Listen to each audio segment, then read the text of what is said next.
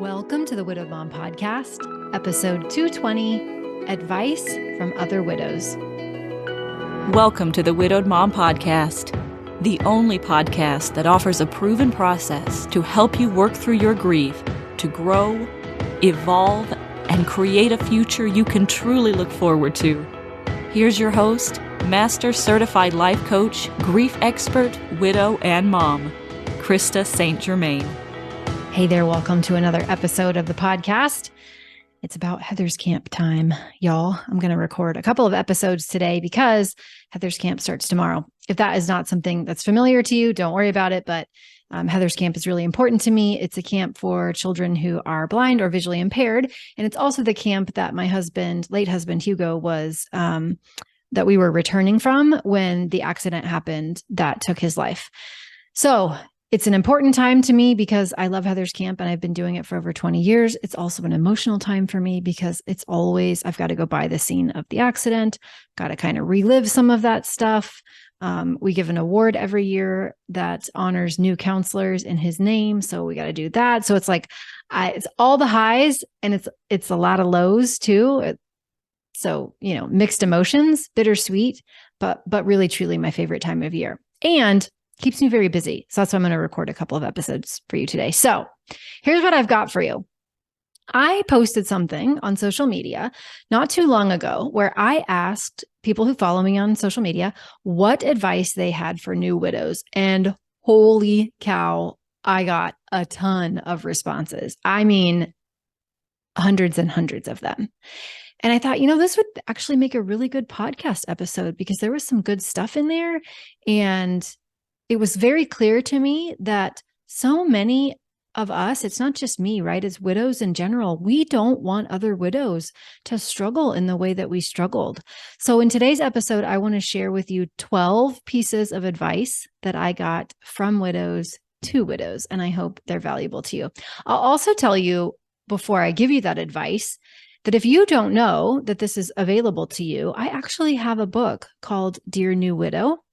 And it is a compilation of paragraphs written from my Mom Goes On clients, people who have done my Mom Goes On program. They're all widows. They're all moms. And they wrote this book with you in mind. And so it's filled with very readable paragraphs, right? It's great for widow fog because when you can't concentrate very much and you don't have a lot of brain bandwidth, you can just read one paragraph and put it down. And it's full of them. And it makes me cry in the best possible way every time I read it. So if you don't have that, you can go to coachingwithkrista.com/Dear New Widow. coachingwithkrista.com/Dear New Widow. And we'll put that in the show notes as well. But you can go and get that book too. It's just lovely. Makes my heart so happy. Okay. So the 12 pieces of advice from other widows to you, dear listener. Number 1, let your kids see you grieve. And I know a lot of times we think that we want to hide that because they're already going through so much and we don't want to put anything extra on them. And that if they see us fall apart, that will scare them. And we really just should hide our emotions from them. And I'm picking the 12 things that I heard. Not only do I agree with them, but widows said them over and over and over and over. So whether they learned it the hard way and wished that they would have shown their children more of their grief, or whether they just happened to know that in the beginning, I totally agree. Let your kids see you grieve. When they see you have emotions, when they see you miss their other parent, that gives your children permission to do the same, right? The last thing we need is for our kids to think that they're the only ones feeling all of these emotions. It's so helpful for them to see them in you, to see you work through them or let them flow through you, right? To show them, to model that to them, that emotions aren't going to hurt you, that there's nothing wrong that you have an emotion, right? So I agree. Let your kids see you grieve. Number 2, keep talking about your person. We live in a very grief illiterate world. It's becoming better, but it's still pretty grief illiterate. And a lot of people in our world are going to stop talking about your person. So we got to be the ones to model that. We got to be the ones that keep telling stories about their other parent, right? That means we're telling the funny stories. That means we're telling the real stories. That means we're remembering their favorite things. That means we're remembering those silly moments. Maybe they are stories your children have never heard. Maybe they're stories your children have heard a million times. But keep talking about your person, and not just for your kids, but for you. Keep talking about them. If other people are uncomfortable, that's a them problem. That's not a you problem. What I found is that for the most part, people became more comfortable when I started talking about Hugo. They didn't really know if they should be doing that or not, quote unquote. They were worried that they might upset me. And so they often didn't talk about him. So when I started talking about him, that gave other people permission to talk about him, and it made it so much easier. So keep talking about your person. Number 3. Oh my gosh, so many people said this. One day at a time, and sometimes 1 hour, and sometimes 1 minute. And it really is that way. It can be very difficult to imagine much into the future. And you don't need to. Just focus on today. And if today feels like too much, just focus on the next hour. And if the next hour feels like too much, just focus on the next minute. Little increments of time. We do not need to know how it's all going to turn out. We do not need to think about all of it. We just need to focus on what is immediately in front of us until that becomes easier to do. Number 4, figure out how to genuinely take care of yourself. We've done some self-care talk here on the podcast too. And so hopefully there are lots of episodes that help with this, because it's not just bubble baths and pedicures, right? But you are the asset. We have to take care of you. You have to take care of you. And whatever that means for you needs to be a priority. And I don't mean to say that it's a should. I don't want you to make it feel like a burden. I want you to think about it in terms of investing in yourself. We cannot pour from an empty cup, right? And only you know what it means to take care of yourself. Sometimes that means having boundaries with people. Sometimes that means saying no. Sometimes that does mean time alone. Sometimes that means getting someone to help you with the kids or help you with things around the house or whatever it is. Sometimes that means hobbies, things that make you happy and bring you joy. If when I say take care of yourself genuinely, if that feels foreign to you or you suspect that it's not something you're super comfortable with, then it's worth thinking about and spending some time on so that you can get good at it, because you're going to need to get good at it. Number 5, don't try to be strong, which is counter to what a lot of us are hearing. People say this all the time, don't they? Be strong, dear. Just be strong. You're so strong. But really, let yourself be as you are. You don't need to be strong at all. What happens when we don't feel strong and we pretend to be strong, right? It's like artificial and phony and fake. It's hard to connect with people when we aren't being authentic. We're kind of trying to fool them or make them think that we're doing quote unquote better than we are. At a time when we genuinely would probably benefit from connection and we show up inauthentically, we literally repel the connection that we might like to have. Being weak, first of all, it's just a word. But who said being strong was the point all the time? What's that about? Why do we have to be strong? Why can't we just be human? You know, humans in grief, especially widows, when you've lost your person, you don't feel strong. That's the last thing you feel for most of us. You feel terrible. You feel like your whole world just shattered. You feel broken. There's nothing wrong with that. That's the way of grief when it's intense. So trying to be strong means that, in my book, what's true for you is somehow not okay. And I don't believe that. Whatever is true for you, it is okay. And if you feel weak and if you feel broken, then why not be honest about that? And not everyone will understand, and some people will be uncomfortable with it, but those aren't your people. right? The people who you need and the people who are wanting to support you and ready to connect with you, they don't want you to be someone you aren't. They want you to be more of who you are. That's who they love. And that's who they want to support. And anybody else is probably going to fall by the wayside eventually because they aren't really there for you. So don't try to be strong. Just be who you are. Be how you are. Number 6, recognize that grief is a very individual experience. And I heard variations of this several times, not just meaning that the grief about the loss of your person is different for everyone, which it is, but also that for you, you may have lost recently a parent or a sibling or someone else that really mattered to you. And now you've lost your person, and that feels very different to you. The way that you are responding is very different. Or you may lose your person now and then later lose someone else, and it feels very different. Doesn't mean it's right or wrong or good or bad. You're not doing anything wrong. It's just that grief is an individual experience. It's individual to us as humans, and it's individual to each loss that we perceive. So comparing in a way that makes you feel bad doesn't help. Telling yourself that someone else is doing a better job with their grief than you are, or telling yourself that you did a better job before with that last grief experience than you're doing now, it's not true and it's not helpful. And if we could pull back and just notice that grief is a very individual experience, not just from one person to the next, but from one loss to the next, grief would get easier. Number 7, love this one. However you feel is fine. However you feel is fine. If you've listened to the podcast, you know I say this 37 million times.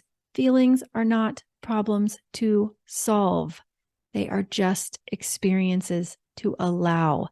You have done nothing wrong because of how you feel, and how you feel isn't wrong ever. It's fine. It's not a problem. You don't need to apologize for it. You don't need to hide it. You don't need to try to resist it and squish it away. You don't need to clamp down on it. You don't need to do anything. You don't need to distract yourself from it. You can, and none of those things are bad either, but you don't need to, because however you feel is fine. Number 8. It's okay to be happy again. Truly, it's okay to be happy again. If I had a nickel for every time I coached a widow who was starting to feel an emotion that they would classify as positive, happy, for example, and then their brain judged them and said, that must mean they're doing something wrong. That must mean they didn't love their person enough. What are other people going to think? Right? Am I supposed to be this happy? I don't think I'm supposed to be this happy. I think I'm supposed to be more sad.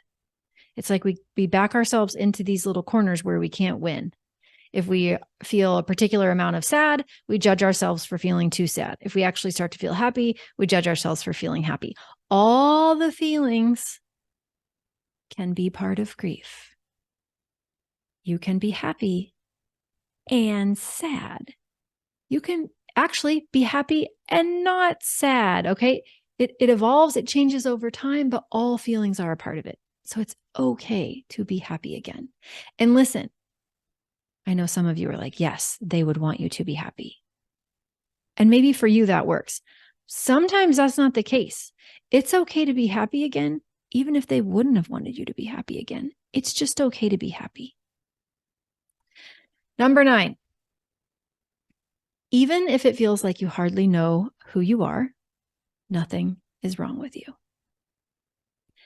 Even if it feels like you hardly know who you are, nothing is wrong with you. Repeat after me.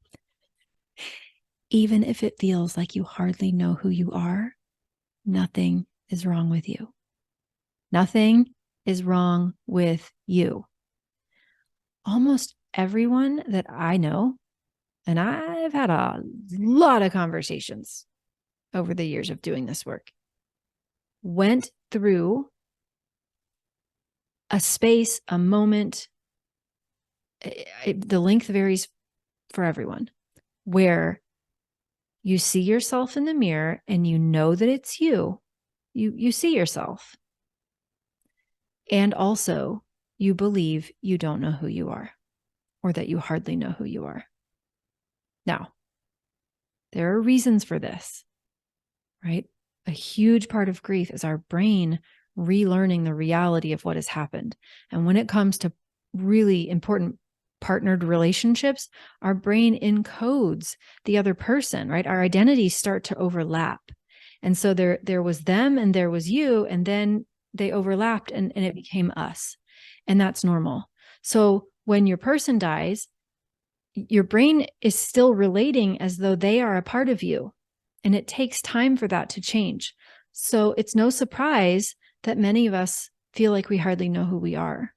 It's no surprise that we have to redefine our identity and relearn and re-choose and familiarize ourselves with the version of us who isn't living life with our person. That doesn't mean anything was wrong with you. If you thought of yourself as a confident person before your person died, and then your confidence took a nosedive and you barely recognize yourself, that doesn't mean you've done anything wrong or there's anything wrong with you. That is a very common experience in grief. And confidence can be rebuilt 100%. I teach people to do it all the time. I see them do it all the time. I know it can be done. Okay. So if it feels like you hardly know who you are, don't freak out. Nothing is wrong. This is just grief. This is what it's like to lose your person. I love this one. Number 10, cookies for dinner is perfectly acceptable. Someone wrote that, but several people wrote, show yourself grace. And to me, it's the same thing. Cookies for dinner are perfectly acceptable. Listen, when your whole world gets upended, that's how it feels. Some things are going to slip through the cracks. You're not going to do things to the same standard you did them before. Because now there's one of you, before there were two, but also because grief. So can you give yourself some grace? You're doing the best you can. And sometimes the best you can, like, is cookies for dinner. Totally okay. Everybody's going to survive the meal, even if it's cookies. All right. Grace, grace, grace. Number 11. I like this one too. Another person won't fill the void. Proceed with caution. I love this one. And I could tell that the women who were writing it were the ones who didn't proceed with caution, who did try to fill what they perceived as a void with another person, and it didn't work out. And so from experience, they are telling you, proceed with caution. Now, if you want to go out there and date and date and date and date, do it. Also, though, don't be surprised if the reason that you're doing it is to try to fill loneliness or sadness or any part of your grief or what you may believe is a void or a hole. It won't work. It just won't. It might distract you. It might be fun, and that's okay. But probably at the end of the day, what most widows realize is that the contentment, the satisfaction, the peace, the good stuff has to come from the inside. And when we keep trying to find it on the outside, it makes sense why we do that, because we really want it. And maybe we think we have found it there before, but usually we're disappointed because we're looking outside of ourselves. So if you're thinking another person will fill the void, proceed with caution. They probably won't. All right. This last one is super practical, but I thought it was so valuable, which is, don't cancel your person's phone until the estate has been handled. And this is really good advice, because there are many things during the estate process, all the paperwork that we have to do, that require authentication. And sometimes that's on your person's device. That happened to me. Thankfully I didn't turn off the phone. And thankfully I knew Hugo's password so I could get all of those dual authentications done. But holy cow, there were a lot of them and I was surprised. So I like that one. And then another one that goes along with it is before you turn off their phone, record their voice. I did that too. I thought that was really good advice. And also, by the way, you never have to turn the phone off if you don't want to either. P.S. Please don't make that a should. But if you do feel like you're ready to turn off the phone, wait until after the estate has been handled, and then you can always record their voice. Okay. I hope those are helpful for you. They're applicable in lots of different places in grief. If they resonated with you, another thing I hope you'll take from this is that you aren't alone, right? Hundreds of widows responded to this post that I made, and so many of them had very similar things to share that they had to learn the hard way. And clearly, even though it feels like we're really alone, we're all going through a lot of very similar things and learning lessons kind of the hard way. So I hope this helps you learn a little bit easier, maybe in some of these areas. All right. That's what I have for you today. Go get Dear New Widow if you don't have a copy of it. coachingwithkrista.com/Dear New Widow. You will love it. I promise. I love it. All right. Take care. I love you. You've got this. And I'll see you next week. Bye-bye. If you like what you've been hearing on this podcast and want to create a future you can truly get excited about even after the loss of your spouse, I invite you to join my Mom Goes On coaching program. It's small group coaching just for widowed moms like you, where I'll help you figure out what's holding you back and give you the tools and support you need so you can move forward with confidence. Please don't settle for a new normal that's less than what you deserve. Go to coachingwithkrista.com and click Work With Me for details and next steps. I can't wait to meet you.